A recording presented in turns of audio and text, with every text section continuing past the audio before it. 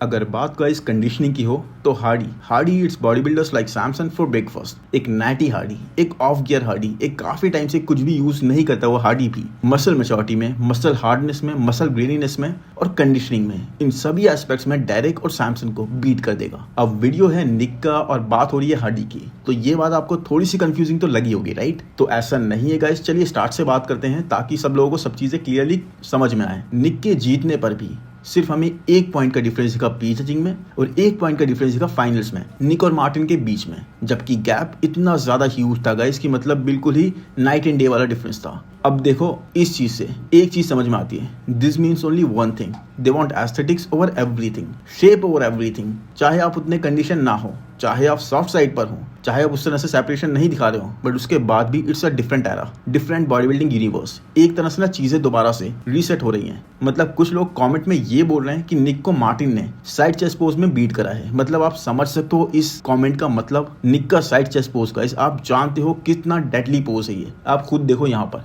निक की थिकनेस, निक की विड्थ, निक का साइड लेग कितने इंसेन इस पोज में लगते हैं। निक का आर्म गाइस, मतलब यहाँ पर ये पोज ऐसा है निक का जिसमें निक को डेरेक और हार्डी ये दोनों भी बीट नहीं कर पाते हैं। और यहाँ पर बोला जा रहा है कि मार्टिन ने बीट करा है निक को इस तरह से। अब मुझे नहीं पता ये बातें कहाँ से उठ रही हैं, बट उसके बाद भी गाइस अगर मैं आपको क्लियरली बताऊं तो निक को यहाँ पर एक पोज में बीट करा है मार्टिन ने, that is front lat spread. और इस बारे में we have no doubt, we have no question. उसके अलावा गाइस आप हर एक एस्पेक्ट में देख लो, यहाँ पे मसल मास देख लो, यहाँ पे मसल ग्रीननेस देख लो, मसल मेच्योरिटी देख लो, और कंडीशनिंग को तो मैन भूल ही जाओ। कंडीशनिंग में निक इतने ज्यादा आगे थे। मसल सेपरेशन की बात करोगे तो इवन सबसे पहला pose guys front double bicep, वहां पर ही आप मार्टिन के आर्म्स में सेपरेशन नहीं देखोगे, ना लेग्स में उस तरह की सेपरेशन है जैसे कि निक यहाँ पर प्रेजेंट कर रहे हैं। साइड पोजेस निक के फायर थे, बहुत ज्यादा इंक्रेडिबल वो लग रहे थे। बैक पोज में मैन इनकी तो बात ना करो तो ही अलग है। निक की hamstring were on fire guys, उनकी बैक जिस तरह की डिटेल्स प्रेजेंट कर रही थी, जिस तरह का टेपर प्रेजेंट कर रही थी। अब देखो ये एक बहुत ही विचित्र सी बात है कि फ्रंट पोजिस में निक का टेपर, निक की वेस्ट उस तरह से नहीं लगती, लेकिन बैक पोजिस निक के are just only second to Derek. उसके बाद और कोई नहीं है निक को बैक पोजिस में जो बीट कर दे। और इसके बाद कौन से पोज बचते हैं गाइस? Most muscular. क्या आप सच में बिलीव करते हो कि मोस्ट मस्कुलर में निक को मार्टिन ने बीट करा होगा? अब 1 पॉइंट का डिफरेंस तो यही होता है ना कि मतलब बहुत सारे पोजिस में निक को मार्टिन ने बीट करा है, लेकिन ऐसा क्यों हुआ गाइस? अब देखो दूसरा एक पोज की भी बात करते हैं, एब्सेंट थाइज। चलो ठीक है, इस पोज को हम कंट्रोवर्शियल समझ सकते हैं कि एब्सेंट थाइज में मार्टिन ने निक को बीट कर दिया। निक का इतना प्लीजिंग पोज नहीं है, बट मार्टिन के क्या आपको एब्स दिख रहे हैं यहाँ पर? आप खुद बताओ,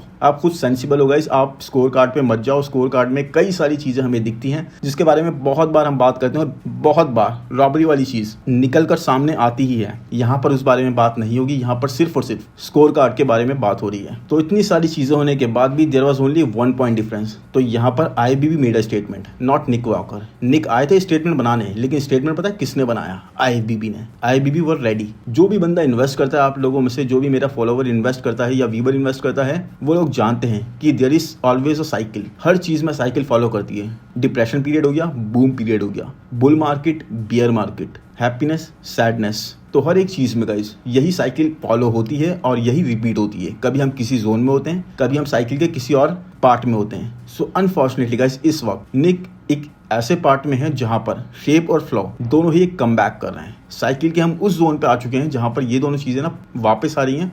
एक दौर था जब फ्रीक्स, मास मॉन्स्टर्स प्रेफर करे जा रहे थे, उससे पहले एक दौर था एस्थेटिक्स ज्यादा प्रेफर करे जाते थे। अब दोबारा से एस्थेटिक्स वाला दौर वापस आ रहा है। देखो इनके फिजिक और मसल मास दोनों ही आर वेरी वेरी इंप्रेसिव, इस बारे में किसी को डाउट नहीं है, but they are not that pleasing as compared to Derek, Andrew और सैमसन। अगर इन तीनों की फिजिक से हम कंपेयर करें ना, या मार्टिन की भी फिजिक से कंपेयर कर लें, तो इतनी आई कैचिंग फिजिक यहाँ पर निक की नहीं है। निक के पास एक दूसरा एस्पेक्ट है, that is freak factor, that is muscle monster. कल तक लगता था गाइस निक वॉकर जीत जाएंगे mister Olympia. There are chances, जिस तरह से वो हार्ड वर्क करते हैं, जिस तरह से डेडिकेशन दिखाते हैं, जिस तरह से वो इंप्रूव करते हैं। मतलब आप ये समझो गाइस कि 1 वीक के डिफरेंस में दोनों ने इतना ज्यादा इंप्रूव कर लिया। अब देखो यहाँ पर ना निक ने इंटरव्यू में ये तक बताया कि उनका और मैट का दोनों का ये प्लान था, क्योंकि 1 वीक के अंदर अगर वो पीक करते हैं, जैसे कि गेस्ट पोजिंग के लिए अगर वो पीक कर देते हैं, तो 1 वीक के डिफरेंस में उनके लिए दोबारा से उसी तरीके से पीक करना was going to be very difficult. ये इतना ईजी नहीं होता गाइस। हम बहुत बार देखते हैं कि आप कॉन्सिक्वेंटली जल्दी से जल्दी बहुत कम टाइम पीरियड में जब पीक हिट करने का ट्राई करते हो तो कोई ना कोई मिस्टेक हो ही जाती है, और ये लोग इस चीज का रिस्क नहीं लेना चाहते थे। सबसे इंपॉर्टेंट बात, अगर ये रिस्क ले भी लेते guys, they knew about each others mindset. और अगर आप किसी की फिजिक को रीड कर लेते हो, आप पढ़ लेते लेते हो कि ये चीज़ चाहे पॉसिबल हो बट इस पर्सन के साथ ये चीज़ इस तरह से वर्क करेगी, इस तरह से नहीं करेगी।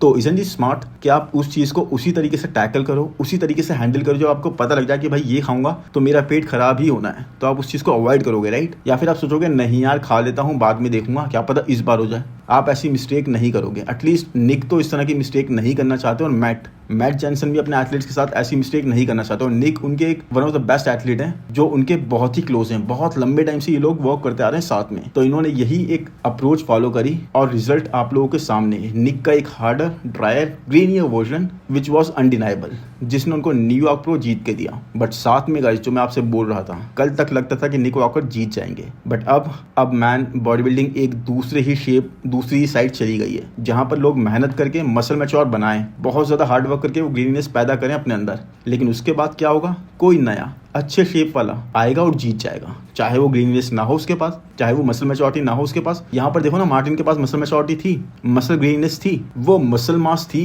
इस तरह का फ्रीकीनेस, इस तरह का साइज। क्या वो कंडीशनिंग भी इस तरह की लेके आए थे? नहीं, बट क्या था? एक शेप था, एक बहुत ही एस्थेटिक शेप था जो फ्लो कर रहा था बहुत ज्यादा अच्छे से। और क्या हुआ? सिर्फ 1 पॉइंट का डिफरेंस। मतलब मजाक है क्या? अब देखो, इस बारे में निक का यहाँ पे इंटरव्यू है ना, निक को ये चीज सुनने में भी बहुत बुरी लगी कि आपको मार्टिन ने पुश करा है। अब लोग किस हिसाब से ये चीज़ बोल रहे हैं? सिर्फ स्कोर कार्ड के बेस पे, क्योंकि जब तक स्कोर कार्ड नहीं आया था, आप कोई भी वीडियो जाके देखो किसी भी चैनल का, जब तक स्कोर कार्ड नहीं आया था गाइस, किसी भी चैनल ने इस तरह की बात नहीं कही थी कि इन दोनों के बीच में थोड़ा सा डिफरेंस था या फिर बहुत ही क्लोज मैचअप था। नहीं मैन, एवरीबडी वाज लाइक कि निक बहुत ही अनडिनाइबल आए हैं, अनबीटेबल आए हैं, बहुत ही इनक्रेडिबल आए हैं, एक अपने बेस्ट वर्जन के साथ आए। जैसे ही स्कोर कार्ड निकला ना, हर चैनल ने अपने कमेंट्स चेंज कर दिए, थोड़ी थोड़ी बात करी। अब देखो, मैं किसी को भी पॉइंट आउट नहीं कर रहा गाइस, और मैं बिल्कुल नहीं करना चाहता, मैं कंट्रोवर्सीज का पार्ट बनना भी नहीं चाहता। मैं सिर्फ अपनी ऑनेस्ट ओपिनियन दे रहा हूँ जो मैंने देखा, क्योंकि मुझे भी इन सब चीज़ों से अपडेटेड रहना पड़ता है। तो वही मैं आपको बता रहा हूँ। अब लोग मेहनत करके मसल मैच्योर क्यों ही बनाए मैन, जब आपको शेप ही चाहिए। आप उस शेप के बेस पे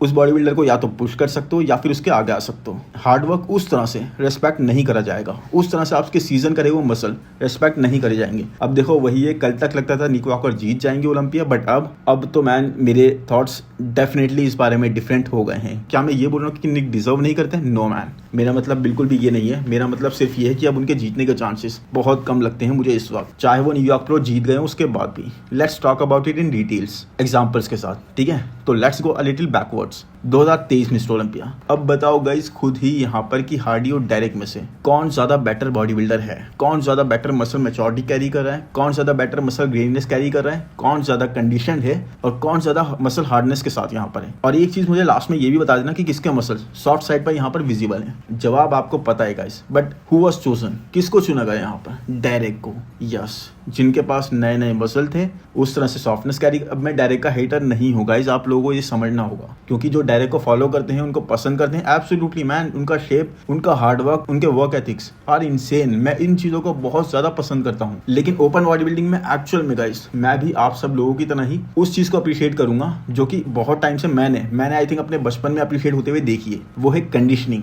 muscle maturity, graininess, hardness, freak factor. आप उस तरह के मसल्स लेके आओ जिनको देखने के लिए सीट्स फिल करी जाती हैं, टिकट्स बिकते हैं। दूसरे डिवीजन है ना, आप बहुत ज्यादा स्ट्रक्चर देखना चाहते हो, क्लासिक में जाओ, मेंस फिजिक में जाओ, आप देखो उन डिविजन्स को, उन स्ट्रक्चर्स को। लेकिन जहां इतनी ज्यादा मसल मास लोग कैरी नहीं करे, डायरेक्ट क्या बहुत ज्यादा हैवी हैं, सैमसन क्या बहुत ज्यादा हैवी हैं, एंड्रू क्या अपने फ्रेम को पूरी तरह से पैक कर चुके हैं। अब यहाँ देखो, 300 पाउंड का होना हैवी नहीं होता, यहाँ है कि आपका फ्रेम आपकी हाइट के हिसाब से कितना ज्यादा फुलर लग रहा है, कितना ज्यादा डेडली लग रहा है। क्या वो चीज इनके साथ है? तो वही है मैन, मैं आपको यही समझाने की कोशिश कर रहा हूँ कि 2023 के मिस्टर ओलंपिया में Hardy definitely was a better body builder. बहुत एक आंधी सी आ गई थी उसके बाद कंट्रोवर्सी की, क्योंकि जो हुआ वो सही नहीं हुआ था। एनीवेज, अब चलते हैं नेक्स्ट पर, 2023 का आर्नो क्लासिक, निक और सैमसन। अब यहाँ पर आप बताओ guys, who was better body builder? यहाँ तो ऑलमोस्ट हर एक चैनल ने ये बोला है कि निक को टाइटल जीतना चाहिए था। Nick was more deserving, Nick was more better. क्यों? क्योंकि निक पूरी तरह से पील थे, पूरे कंडीशन थे। बट सैमसन जीत जाते हैं। निक को बोला जाता है कि उनके लेग्स लैग कर रहे हैं, वो उस तरह से मसल फुलनेस नहीं लाए। चलो समझ गए,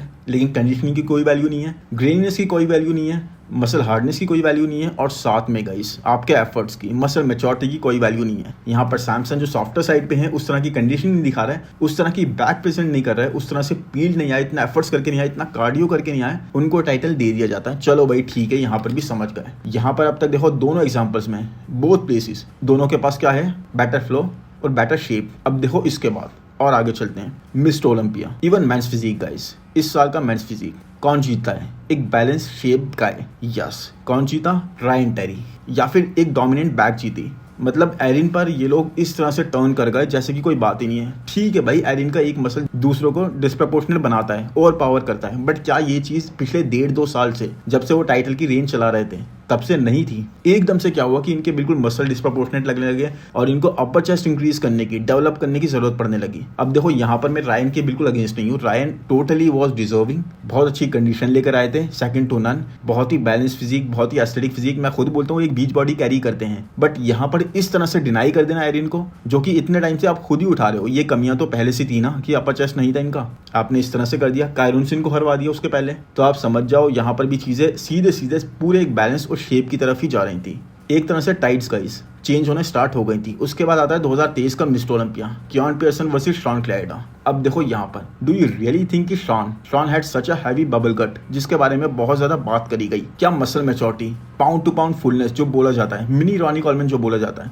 जो ग्रेनीनेस बोली जाती है ना, second to none. I think Hardy को भी ये ग्रेनीनेस में बीट कर दे, मसल मैच्योरिटी में, मसल हार्डनेस में, या फिर मैच कर जाए पूरी तरह से। क्या ये चीजें सब हाइड हो जाती है अगर आपका थोड़ा सा बबल कट पता लगने लग जाता है? और ये चीज मैंने कई बार कवर करी है इस कियान के बारे में कि यहाँ पर कियान का भी कई बार ट्रांजिशन के टाइम पर थोड़ा सा गट दिख रहा था और कियान के पास इस तरह की मसल मैच्योरिटी नहीं थी, मसल हार्डनेस नहीं थी। कियान के पास क्या था? एक बहुत ही एस्थेटिक शेप अभी करंट टाइम में इज वेरी डेडली। लेकिन मैं आपसे हमेशा यही बोलता हूँ कि कियान अगर उस टाइम अनडिनाइबल थे ना, अगर उस टाइम उनको टाइटल दे दिया गया जब वो इतने ज्यादा इंप्रूव नहीं थे, इतनी ज्यादा कंडीशन नहीं लाए थे, इतने ज्यादा हार्ड साइड पे नहीं थे, इतने ज्यादा मसल मैच्योरिटी कैरी नहीं कर रहे थे, तो भाई अब तो वो डिजर्व करते हैं। Because over the time Keone better होते जा रहे हैं, कियान इंप्रूव करते जा रहे हैं, उस वर्क एथिक के साथ वो ट्रेन कर रहे हैं। उसके बाद चलो थोड़ा और आगे चलते हैं। आर्नोल्ड क्लासिक यूके 2024, इस साल का आर्नोल्ड क्लासिक। अब यहाँ पर देखो हार्डी और सैमसन, क्या बोला गया? Hardy and Samson was close. आपको लगता है दोनों में डिफरेंस ज्यादा नहीं था? आपको लगता है दोनों ही बहुत ज्यादा क्लोज थे? मतलब Hardy Yeats body builders like Samson for breakfast guys. अगर कंडीशनिंग की बात हो, एक नैटी हार्डी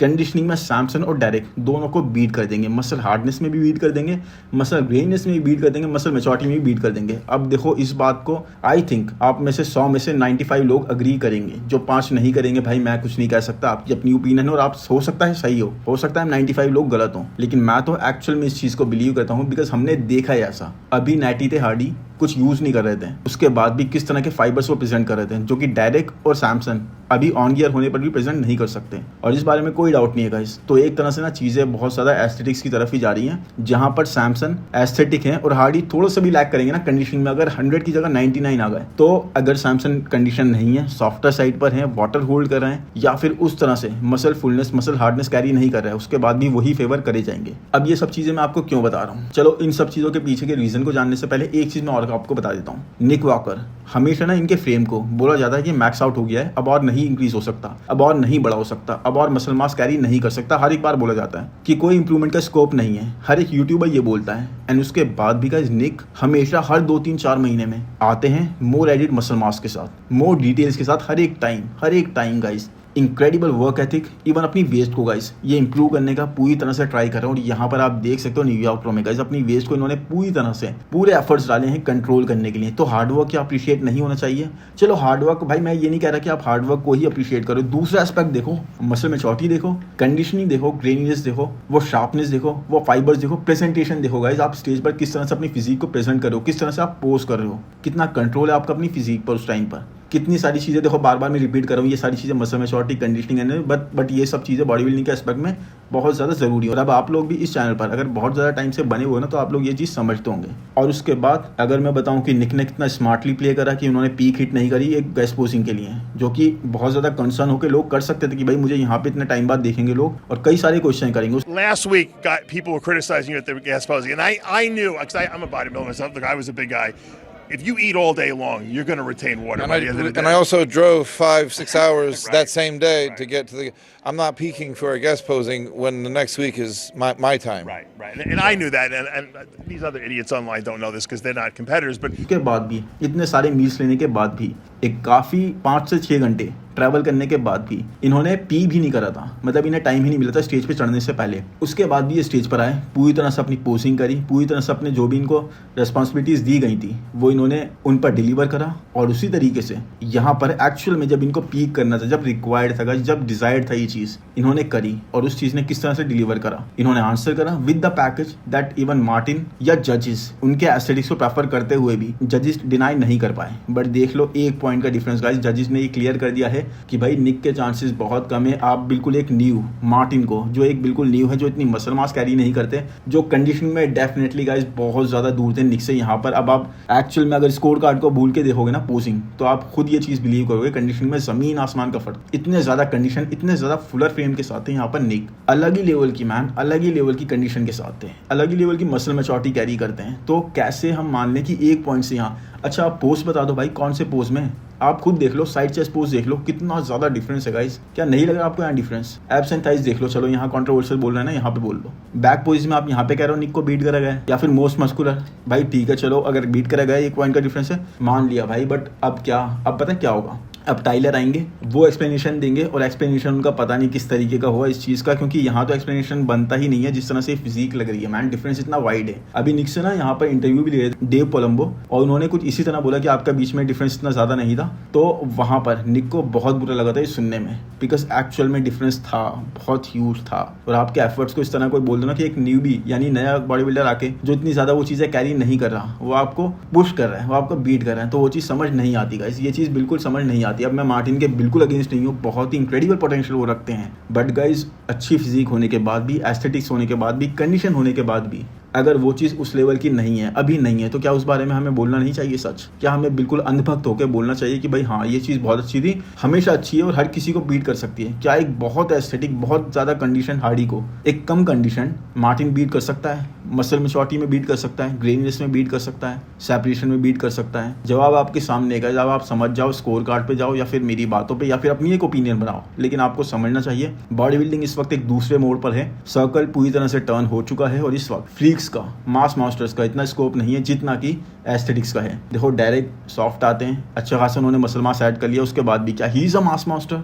मसल्स अभी भी सॉफ्ट हैं, उनके आर्म्स देख लो आप कैसे लग रहे थे गेस्ट पोजिंग के अंदर भी। चलो कंडीशन नहीं थे, वो टाइम उनका पीक का नहीं था, चलो मिस्टर ओलंपिया में देख लेंगे, ठीक है, उसके बाद बात करेंगे। सैमसन ने भी कितने सारे शोज में कम्पीट करा है, क्या उन्होंने कंडीशन उस तरह की दिखाई? क्या उस तरह से वो शेडिड आए कभी भी? एंड्रू जैक्ट, चलो अभी तो वो इंप्रूव करके आएंगे, लेकिन अभी तक ये चीज़ हुई नहीं। और साथ में गाइस एक चीज़ और, आप देखते हो कितने सारे बॉडी बिल्डर्स जैसे जैसे पोस्ट करते जाते हैं ना, वाटर छोड़ने लग जाती है उनकी फिजिक, देखते हो ना स्टेज पे। ये कई बार हमने सैमसन के साथ कई बार देखा है, उसके बाद भी ही वॉज रिवॉर्डेड। निक के साथ आपने कभी ये चीज़ देखी? कभी आपने हार्डी के साथ ये चीज़ देखी? ये होती है elite body building, actual body building guys, जो मतलब बिल्कुल लिव करते हैं बॉडी बिल्डिंग को। ओल्ड स्कूल वाली बॉडी बिल्डिंग कहते हैं ना, जिसमें work ethics, domination, discipline, dedication, ये सब चीज़ें फॉलो होती हैं। प्योर बॉडी बिल्डिंग, एक्चुअल जो बॉडी बिल्डिंग लवर्स होते हैं वो इस चीज़ को समझते हैं, वो चीज़ फॉलो होती है। और उस चीज़ की बात करी इन दोनों ने, इनकी फिजिक कभी भी वाटर छोड़ती हुई नहीं लगती, कभी भी नहीं लगती, कभी पीक मिस नहीं करते, ये कभी कंडीशनिंग मिस नहीं करते। ज़्यादा से ज़्यादा ये हो जाएगा 100 से 99 आ जाए, बट 95 तक भी ये खुद को जाने नहीं दे देगा, इस दोनों के दोनों। तो अब पता है क्या होगा, अभी एक तरह से एग्जाम्पल सेट कर दिया गया है, स्टेटमेंट बना दिया गया है, और इसी तरीके से अब मिस्टर ओलंपिया में निक के चांसेस नहीं है गाइस जीतने के। मुझे ये बोलते हुए बिल्कुल समझ नहीं आ रहा, बिल्कुल अच्छा नहीं लग रहा, लेकिन क्योंकि मैं भी एक निक का काफ़ी बड़ा फ़ैन हूँ, आप जानते हो, लेकिन मैं आपको बता रहा हूँ, कल तक मैं ये सोचता था, लेकिन अभी निक के जीतने के बाद भी मैं आपको ये बता दूँ ऐसा नहीं हो रहा। Nick is not going to win the title, at least जब तक ये चीज़ें चेंज नहीं होती। अब निक से ऊपर सैमसन आ जाएंगे, हो सकता है एंड्रू भी आ जाएँ, हो सकता है मार्टिन भी आ जाएँ, कुछ भी कहा जा सकता है मिस्टर ओलंपिया में। साथ में हो सकता है सैमसन हार्डी से भी ऊपर आ जाएँ, बिकॉज देख रहे हो आर्नोल्ड क्लासिक में हार्डी 100 से सिर्फ 99-98 हुए थे, और उसके बाद सैमसन उनके बीच का गैप जजिस ने इतना कम बता दिया था कि मतलब बहुत क्लोज मैचअप था। टाइलर मेनियन ने खुद बोला था अपने उस वीडियो के एक्सप्लेनेशन में, तो आप समझ जाओ सैमसन भी हार्डी से ऊपर आ सकते हैं, एंड्रू जैक भी आ सकते हैं, और डायरेक्ट तो डेफिनेटली हार्डी को बीट कर सकते हैं। अब मतलब जो पहले 50-50 या 30-70 लग रहा था ना, अब तो 90-10 हो गया कि मतलब डायरेक्ट हार्डी को बीट कर सकते हैं। तो आप समझ जाओ बॉडी बिल्डिंग किस दिशा में जा रही है। अभी इस वक्त मास मास्टर्स का बिल्कुल कोई स्कोप नहीं है, लेकिन मेरा आपसे सिर्फ एक क्वेश्चन है गाइस, सिर्फ एक क्वेश्चन, आप मुझे ये बताओ, क्या एक्चुअल में आप सब डिवीजन प्रोपोर्शंस में एस्थेटिक्स को देखना चाहते हो, ऐसी फिजिक्स को देखना चाहते हो जो पूरी तरह से फुलर नहीं हो, जिनका फ्रेम फिल्ड आउट नहीं हो, सैमसंग के पास स्कोप है फ्रेम को और फिल्ड आउट करने का अपनी हाइट की वजह से। एंड्रू के पास भी स्कोप है, डायरेक्ट के पास भी बहुत ज़्यादा इंप्रूवमेंट्स का स्कोप है। क्या आप चाहते नहीं हो कि एक ऐसा बॉडी बिल्डर जो एक्चुअल में फ्रीक हो, जिसको देख के लोग बोले man wow what is this, this is the physique, मतलब जो हम अटेन नहीं कर सकते, जो बहुत ही अलग है। एस्थेटिक्स एस्थेटिक्स एस्थेटिक्स, आप हर डिवीजन में यही चाहोगे, मेंस फिजिक में भी आपको यही चाहिए, 212 में भी यही चाहिए, आपको क्लासिक में भी यही चाहिए, ओपन में भी यही चाहिए। तो भाई वो फ्रीक्स वाला टाइम, वो फ्रीक्स वाला एरा कहाँ गया? वो मसल मैच्योरिटी, वो हार्डनेस, वो वर्क एथिक्स कहाँ जाएंगे जब एक दूसरे से बिगर होने की लोग कोशिश करते थे?